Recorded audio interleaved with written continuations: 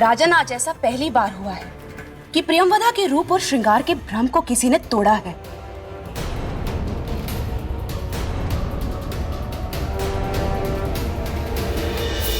अद्भुत। देवी, ये एक सच्चे पुरुष का ही चरित्र था जिसे कोई अन्य स्त्री छू भी नहीं सकी। सत्य कहा आपने राजन। परीक्षा मनुष्य के भीतर छुपी योग्यता को बाहर ले आती है। कुछ ऐसा ही हुआ सम्राट विक्रमादित्य के साथ। उस प्रियंवदा की परीक्षा सम्राट विक्रमादित्य के चरित्र के गुण को बाहर ले आई और वे उस परीक्षा में सफल भी हुए। देवी, मुझे बार बार ऐसा क्यों लग रहा है कि आप मेरी परीक्षा ले रहे हैं? मान लीजिए यदि ऐसा ही हुआ तो आप परीक्षा में हो जाएंगे असफल, क्योंकि आप कोई मेरे मित्र विक्रमादित्य की तरह महान थोड़े हैं। राजन, क्यों अपने बने बनाए सम्मान को धूमिल कर रहे हैं? आप कह दीजिए कि आपने हार मान लिया और अब आप उज्जैनी लौट जाएंगे। हाँ राजन, आपका प्रश्न ये था कि कहीं ऐसा तो नहीं है कि मैं आपकी परीक्षा ले रही हूँ। मेरा जवाब ये है कि मान लीजिए यदि ऐसा ही है तो मैं इतना कहूंगा कि केवल रूप चरित्र की कसौटी नहीं होती, श्रृंगार से प्रेम नहीं होता। श्रृंगार से व्यक्ति केवल आकर्षित होता है, और आकर्षण प्रेम का प्रथम अध्याय है। तो कहने का अर्थ ये है कि सम्राट विक्रमादित्य आकर्षित हो चुके थे उस प्रेमवदा पर? नहीं, परंतु प्रियंवदा के प्रेम निवेदन में असफल होने के कारण उनकी परीक्षा और भी कठिन होने वाली थी, क्योंकि प्रेम में असफल प्राणी किसी भी सीमा को पार कर सकता है। सत्य कहा राजन आपने। हमें शीघ्र ही इस लोक से बाहर निकलना होगा, परंतु बाहर जाने का रास्ता दिख नहीं रहा है।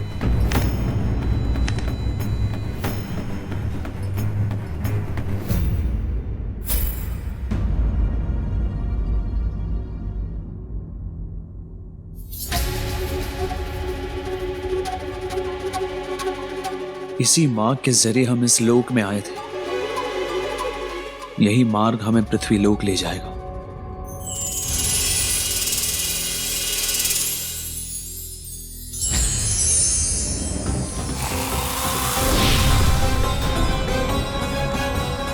राजन, ये श्रृंगार लोक है। यहाँ आना और जाना सब हमारी इच्छा से होता है।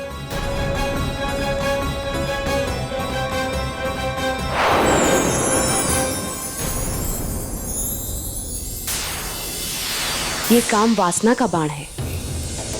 ये आपके हृदय से आपके धर्म और चरित्र के कवच को समाप्त कर देगा, और इसके बाद आप हमसे बेहिचक प्रेम कर सकेंगे।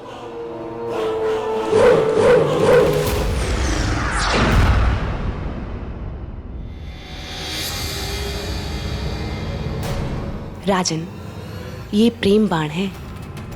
इसके लगते ही आप अपने मन मस्तिष्क से अपनी पत्नी की सारी यादें मिटा देंगे।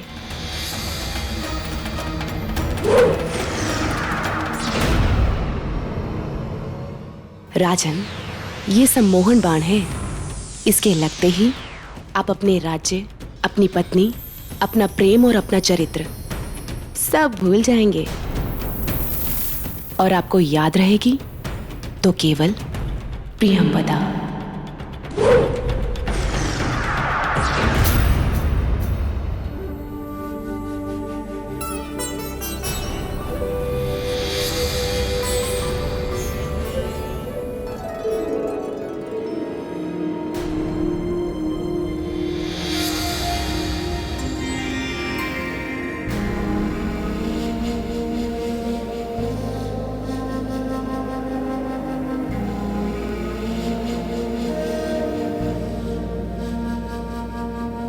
सम्राट, अब आपके चरित्र की सारी सीमाएं, आपके सारे बंधन टूटेंगे और आप केवल मुझसे बन जाएंगे।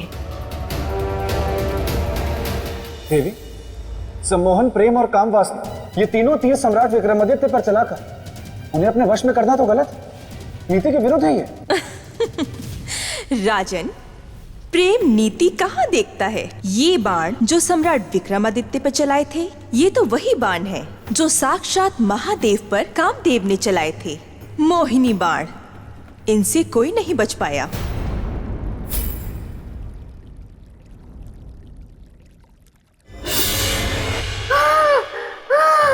देवी की जय हो।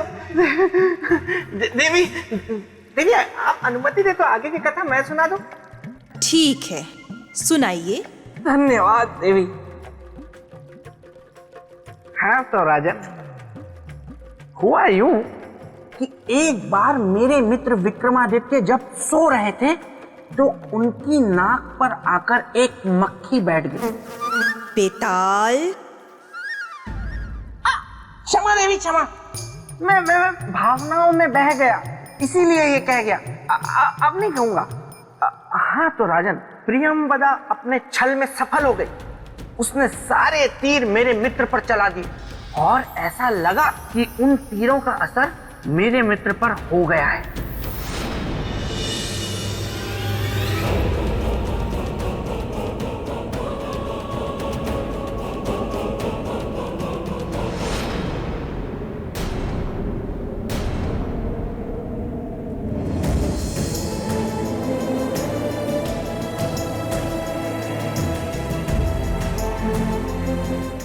देवी, जिस मोहिनी बाण का उपयोग करके आपने हमारे चरित्र को भ्रष्ट करना चाहा, हमारे मन मस्तिष्क से हमारी पत्नी को हटाना चाहा, वो केवल हमारी पत्नी ही नहीं परंतु हमारे चरित्र और हमारे प्रेम की रक्षा कवच है, जो हर पल हमारे साथ है।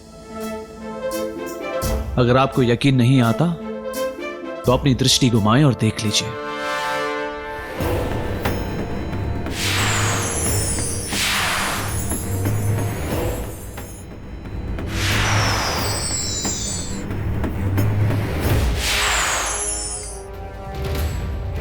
नहीं, ये नहीं हो सकता।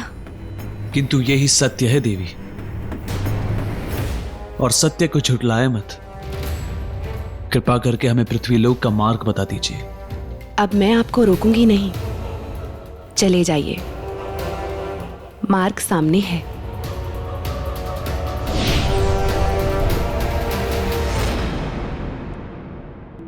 किंतु जाने से पहले मैं आपको एक सत्य अवश्य कहूंगी। कहिए। आपके चरित्र के सामने मेरा रूप हार गया राजन। जाइए, चले जाइए।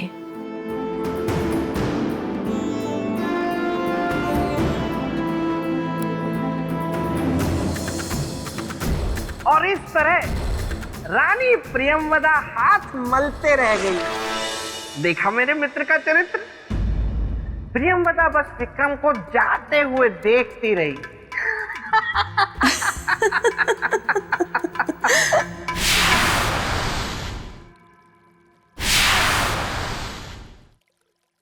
वो की रानी प्रियंवदा और इतनी विवश। अब यही तो विडंबना थी राजन। देखिए ना, ये है कामदेव के 3 अपराजित तीर, श्रृंगार, प्रेम और काम, जो सम्राट विक्रमादित्य के महान चरित्र के आगे पराजित हो गए। और रानी प्रियंवदा परेशान। नहीं देवी, मैं नहीं मानता इस बात को। यही तो समस्या है ना राजन, आप कुछ मानते ही नहीं। अगर आप मान गए होते तो आज यहाँ ना होते, बल्कि अपने राजमहल में आराम कर रहे होते। तो राजन, अब बताइए, आप क्यों नहीं मानते ये? जब किसी प्रेमिका का प्रेम, श्रृंगार और सुंदरता तीनों हारते हैं, तब वो एक चोट खाई नागिन बन जाती है और बदले के मार्ग को चुनती है, फल को अपना अस्त्र बनाती है। क्योंकि कोई भी स्त्री अपने व्यक्तित्व और अस्तित्व को अनदेखा होते हुए नहीं देख सकती है देवी। मतलब रूप की रानी प्रियंवदा ने सम्राट विक्रमादित्य के साथ छल किया होगा। बिल्कुल ऐसा ही किया रानी प्रियंवदा ने। अवसर पाकर वो सम्राट विक्रमादित्य की अनुपस्थिति में उज्जैनी जा पहुंची। तो ये है चक्रवर्ती सम्राट विक्रमादित्य के धर्म, न्याय और चरित्र की नगरी उज्जैनी, जहां उनके धर्म और चरित्र की गूंज सदा गूंजती रहती है। किंतु विक्रमादित्य, मैं तुम्हारी इसी नगरी उज्जैनी में तुम्हारे पाक साफ दामन पर दाग लगाऊंगी और लोगों को बताऊंगी कि तुम क्या हो। देवी, मैं जिज्ञासु हूं ये जानने के लिए कि आगे क्या हुआ। उस प्रेमवदा ने ऐसा रूप धरा कि उस रूप की रोशनी ने सब कुछ हला।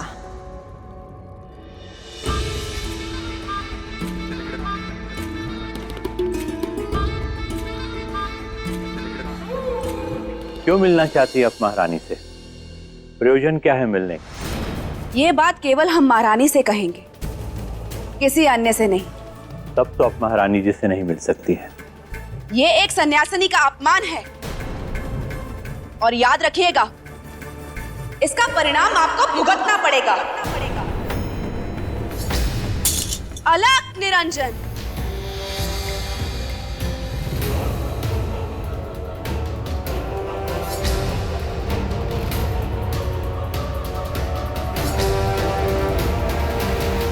आचार्य जी, क्या बात है? कि स्त्री बिना कारण बताए आपसे मिलना चाहती थी और परमात्मा की कृपा से आज हमारी ये इच्छा पूर्ण हुई। नहीं देवी, परमात्मा की परम कृपा तो हम पर हुई है, जो पूजा के तुरंत बाद हमें आप जैसी सन्यासिनी के दर्शन हो गए। अलग निरंजन। कल्याण, महारानी हमें आपसे कुछ बात करनी। जी कहिए। सबके सामने नहीं, एकांत में। जी अवश्य, साथ आइए।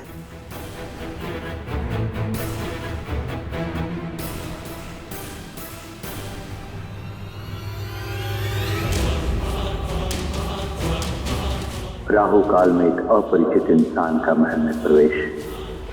हे परमात्मा, रक्षा करना। मैं ढूंढ रही थी उसको, सौंप सकूं जीवन का फल जिसको। मिली मुझे वो, सती सावित्री आज मिली वो। अलग निरंजन, परम पिता परमेश्वर।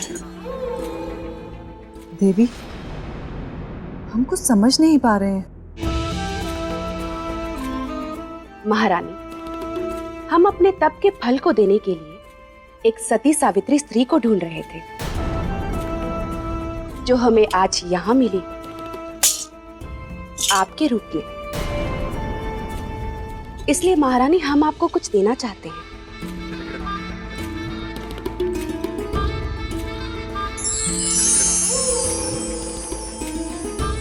महारानी, हमारे तप के इस फल को ग्रहण कीजिए। इससे आपकी सुंदरता कभी कम नहीं होगी और आपके यौवन पर बुढ़ापे की छाया कभी नहीं पड़ेगी। लीजिए। ये तो हमारा सौभाग्य है कि आपने हमें इस योग्य समझा, किंतु क्षमा कीजिएगा, हम आपके इस तप के फल को स्वीकार नहीं कर सकते। क्या कहा? स्वीकार नहीं कर सकते? जी। इस ना का अर्थ जानती हो मूर्ख?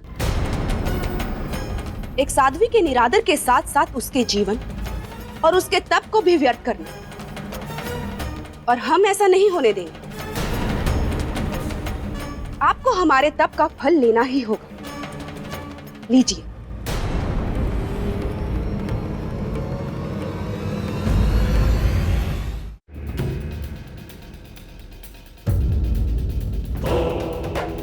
ये प्रश्न कुंडली बताएगी उस सन्यासिनी के आने का उद्देश्य।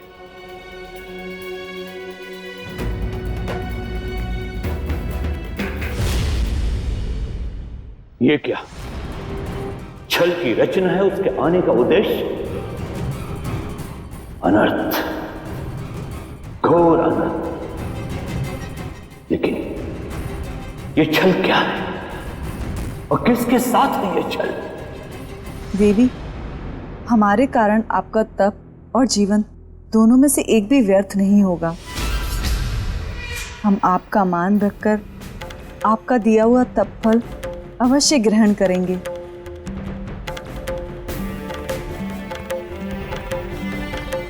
क्या बात है देवी, आपकी आंखों में आंसू? कुछ नहीं। कुछ तो है, बताइए ना। हमने भी तो आपकी बात मानी, तो क्या आप हमारी बात नहीं मानेंगे? कहना शोभा नहीं देगा और हम आपकी दृष्टि में गिर जाए। कभी नहीं।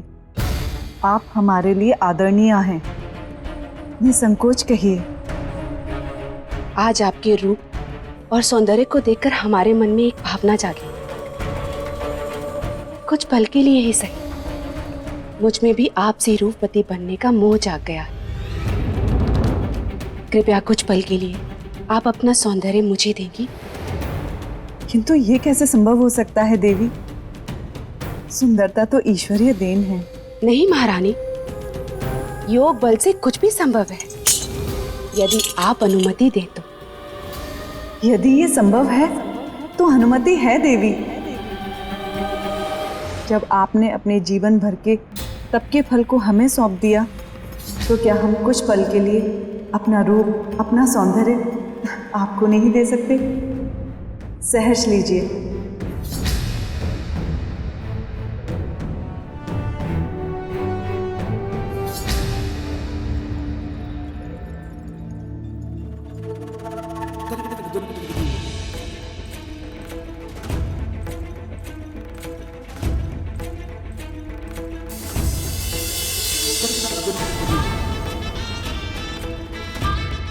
सम्राट विक्रमादित्य, अब देखिए आप अपने चरित्र के बल का हरण। समाप्त हो जाएगी आपकी शक्ति आज से।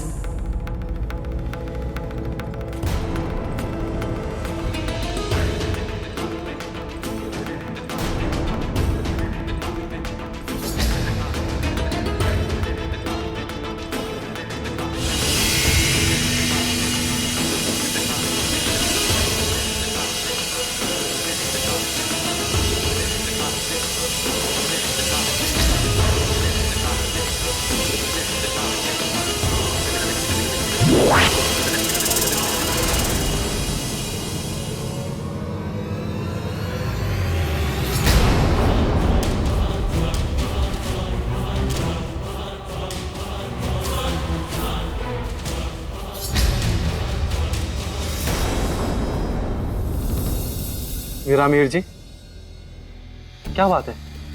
मुझे अचानक बुलाने का कारण? सब कुशल तो है ना? नहीं सेनापति,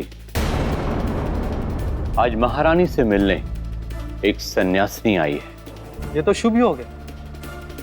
साधु सन्यासी का सत्संग तो सद्गुण का संकेत। परंतु वो सन्यासिनी सच्ची सन्यासिनी नहीं है। यदि ऐसी बात है तो हम चलकर उसे पकड़ लेते हैं। यही तो समस्या है सेनापति। इस संदेह के बाद भी हम उसे पकड़ नहीं सकते। क्यों नहीं पकड़ सकते?